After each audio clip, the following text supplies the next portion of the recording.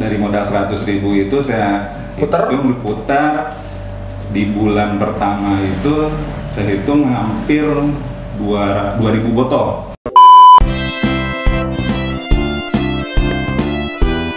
Mari nge-vlog di Kebun Desain. Assalamualaikum warahmatullahi wabarakatuh. Balik lagi di vlognya Kebun Desain. Nah, sekarang kita udah kedatangan tamu nih ya, ownernya dari produk yang ada di depan nih. Kita bakal nanya-nanya, kira-kira pokoknya banyak deh pertanyaan yang tentu aja itu bisa sangat informatif, bisa memberikan inspirasi buat teman-teman yang pengen tadinya pengen usaha tapi masih bingung gitu ya. Ya mudah-mudahan dengan melihat video kita kali ini, teman-teman yang tadinya masih ragu buat usaha melihat video ini jadi pengen usaha juga kayak gitu. Nah, seperti apa jenis usaha dan brandnya ya Nu ya, kita bahas nih. Oke, pertama-tama saya pengen kenalan dulu nih Pak. Siapa namanya dan Bapak ini bergelut di bidang usaha apa sih? Oke, assalamualaikum warahmatullahi wabarakatuh. Waalaikumsalam warahmatullahi wabarakatuh. Nama saya perkenalkan Samad. Kebetulan saya usaha sekarang. Awal mulai usaha sebenarnya bukan di minuman, di bidang jasa. Berawal saya mulai merintis itu di pangkas rambut. Alhamdulillah sudah berjalan setahun lebih. Setahun ya? Oh. Dari 2019 sampai sekarang alhamdulillah masih berjalan. Sekarang saya baru 3 bulan ini merintis usaha di minuman. Minuman ya? Ini minuman ya? Bukan makanan. Minuman susu kurma. Susu kurma. Ya sebenarnya kalau pengalaman ininya tidak ke susu kurma. Awalnya mau bulan puasa waktu itu mungkin cari produk apa yang kira-kira mungkin pas nih buat kita menghadapi puasa. Sebelum berjualan ini memang saya berjualan di salah satu reseller di produk kurma lah ya, kurma. Nah dari situ saya pengen mengembangkan apa nih yang kira-kira selain kurma juga laku di pas bulan puasa. Berarti awalnya itu Bapak itu bukan jualan minuman susu ini ya, susu kurma ini? Bukan. Tapi pertamanya mencoba untuk jadi reseller jualan kurma? Iya. Pertama bukan itu aja Nu, bikin apa pangkas rambut. Oh iya, yang jasa itu ya awalnya Pak punya usaha jasa pangkas rambut, kemudian berkembang pengen nyobain usaha yang lain kayak gitu. Itu tadi nyoba-nyoba pas puasa. Jadi reseller kurma. Tahu-tahu berkembang jadi kayak gini. Nice. Oke nih Pak, kira-kira udah 3 bulan ya ini ya? Sebelum puasa. Sebelum puasa 2020. Iya, 2020. Oke, 2020. Kemudian nih, kira-kira kenapa Bapak malah milih berbisnis ini gitu ya? Dari kurma itu kan mungkin kurma bisa ke yang lain tuh, berkembang ke produk-produk yang lain, tapi malah dikolaborasikan dengan susu. Kira-kira kenapa? Kalau saya lihat kan terutama dari kurmanya dulu ya, saya lihat kan banyak manfaat di kurma. Terus ya kita kalau tiap hari makan kurma kan nggak aneh ya, biasa lah istilahnya. Biasa betul. Cari mencoba kira-kira selain itu apa nih yang menikmati kurma dengan cara yang berbeda. Menikmati kurma dengan cara yang berbeda. Menikmati kurma dengan cara yang berbeda. Ya itu akhirnya muncullah ini sebenarnya nggak boba dulu. Saya kemarin tuh mencoba mikirkan kenapa nggak bikin boba rasa kurma gitu. Nah dicoba, ternyata memang alhamdulillah sih berhasil, cuma memang ada proses yang agak rumit bikin boba dan tanpa sengaja saya belum tahu ada produk susu kurma, dicoba dicampur sari kurma sama susunya ternyata enak. Pasti coba ini ternyata peluang nih dan ternyata alhamdulillah suka gitu. Karena saya suka, keluarga suka, kenapa nggak dicoba ke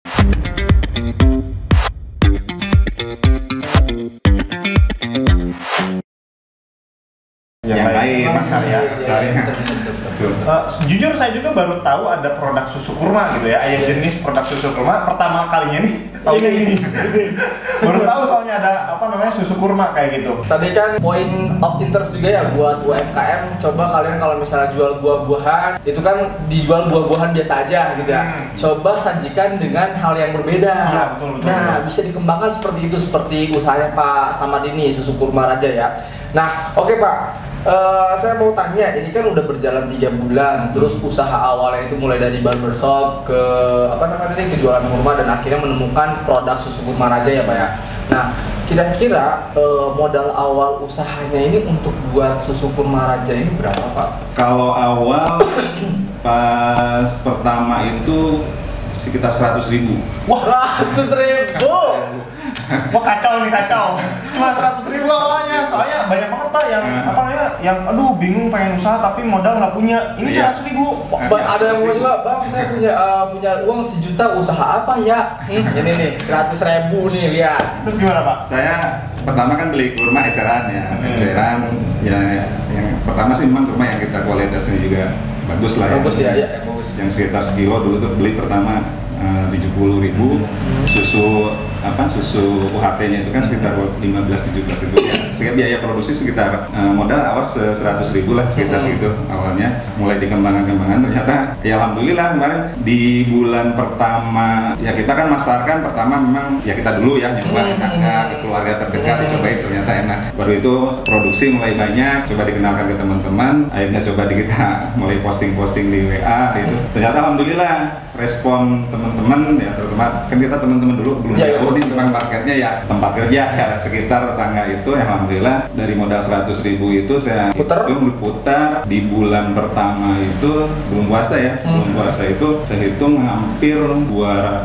botol. Omset 2.000 botol. Ya perputaran mungkin malah jadi kalau dihitung udah jutaan sih dari modal 100.000. Alhamdulillah. Bentar, harganya berapa? 15.000. Oke. Silakan hitung sendiri 2.000 nih. Kita hitung omset nih ya. 15.000 kali 2.000 botol di bulan pertama loh ya untuk launching. Wah, gokil sih ini. Berapa tuh berarti kira-kira 15.000? 30 juta atau 3 juta, Cis? 15.000 kali berapa?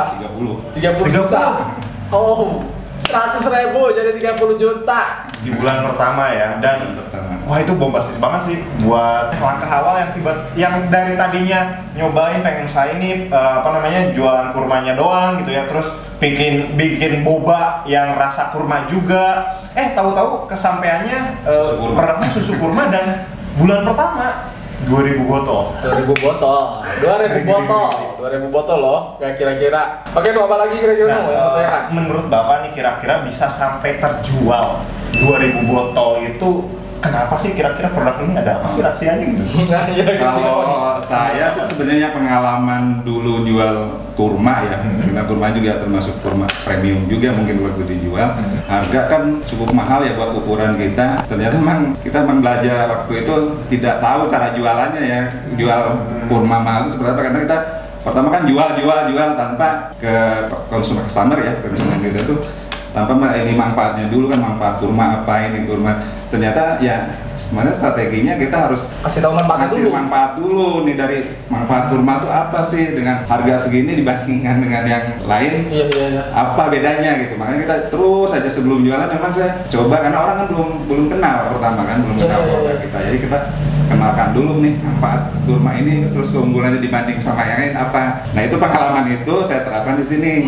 Nah, manfaatnya dari apa sih manfaat susu kurma ya kita jelaskan, ternyata energi booster, banyak lah manfaatnya malah jadi memang kita manfaat dulu, kita ini ke calon customer kita, setelah mereka tahu ternyata mereka nyoba, ternyata emang ada dari apa yang memang sudah beli yang mereka testimoni, terutama ibu menyusui, mereka repeat order terus. Kenapa Bu repeat order terus ya? Ada manfaatnya Pak katanya. ASI saya yang biasanya pulang kerja tuh kan mungkin karena kerja ya, capek kurang ini, sejak mungkin minum susu kurma ini alhamdulillah lancar Pak ASI-nya katanya gitu. Jadi dari manfaat dulu kalau saya gitu. Oke. Berarti ini bisa masuk ke dalam edukasi pasar ya? Iya. Edukasi pasar, kemudian ngasih tahu value-nya apa kayak gitu. Jadi nggak langsung jualan. Ini ada susu kurma 15.000. Apaan gitu? Mahal amat gitu kan ya? Apa ini? Oh sama aja. Nah tapi Bapak ini tidak langsung jualan, tapi mengedukasi dulu pasar kayak gitu. Ini loh ada produk susu kurma, khasiatnya ini, manfaatnya ini, dan lihat testimoni kita kayak gitu.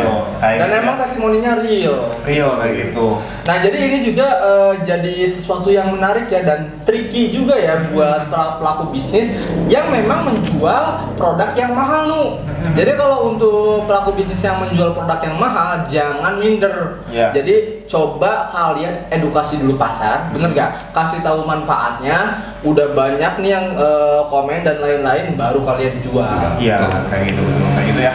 Soalnya padahal kan mungkin pasarnya kita mau ngambil yang segmen menengah nih. Cuman yang menengah ini, aduh masih pikir-pikir.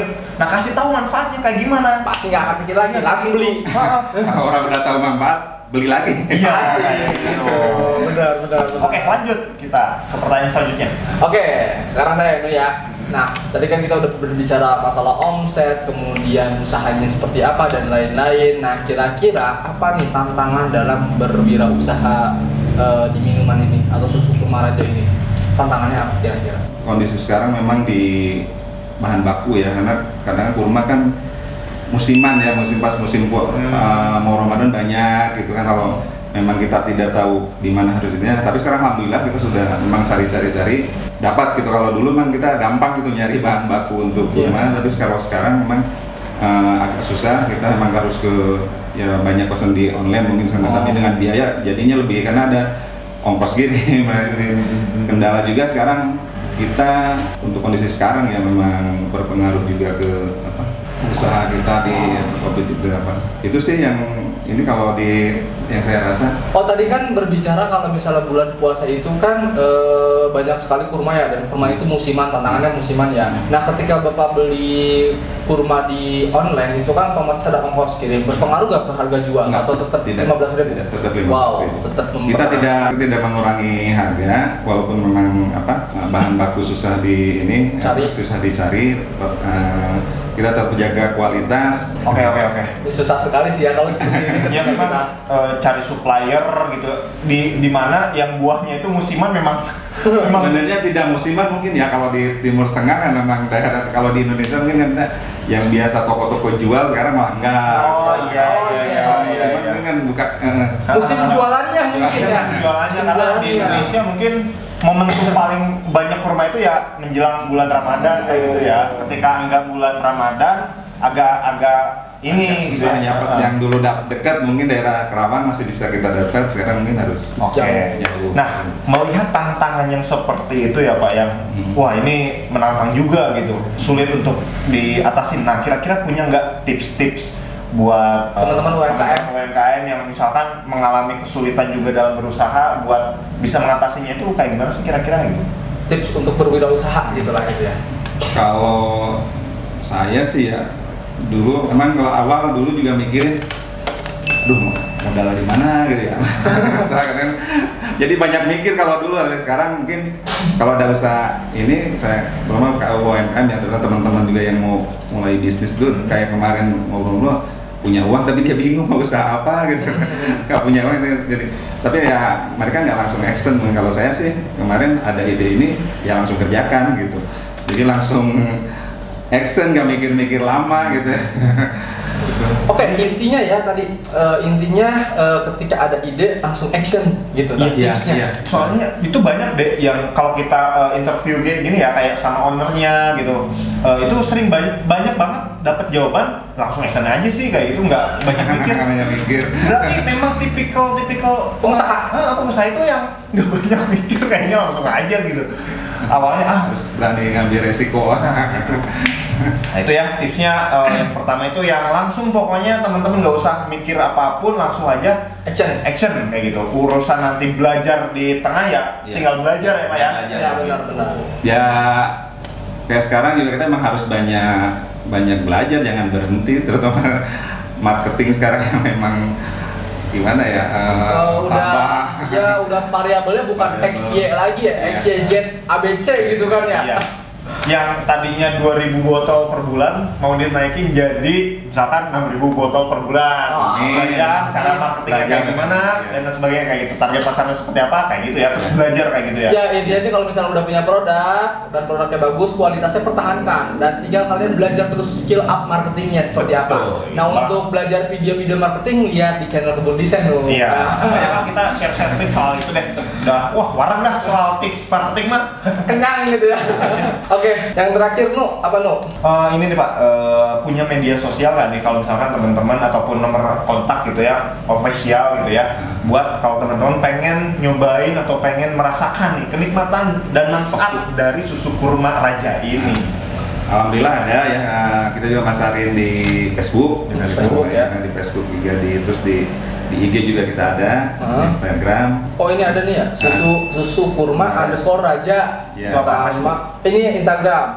Kalau yang pakai underscore, kalau misalnya yang Facebook @susu kurma raja tanpa underscore. Oh, bisa juga sekarang lewat GoFood. GoFood, GoFood ada. Grab berada belum Pak? Grab belum. Grab belum. Masih. Proses. Jadi buat teman-teman yang mau order susu kurma raja khususnya orang Karawang ya bisa dikunjungi Instagramnya susu kurma underscore raja untuk Instagram. Kalau Facebook bisa dikunjungi Facebooknya susu kurma raja ya. Silakan ayo pesen-pesen, ini banyak sekali manfaatnya. Kalau malas keluar rumah, GoFood gitu ya. Oke. Itu ada, tinggal cari di GoFood. Oke, terima kasih banget nih dengan Pak Samad ya. Iya, betul. Dengan Pak Samad udah sharing soal bisnisnya, mudah-mudahan menginspirasi teman-teman yang mau usaha dan sebagainya. Ada terakhir? Ya intinya buat teman-teman yang mau berwirausaha silahkan ide bisnisnya direalisasikan dan action. Udah itu aja sih. Thank you, mudah-mudahan bermanfaat. Sampai jumpa di vlognya di vlog Bun Design selanjutnya. Bye.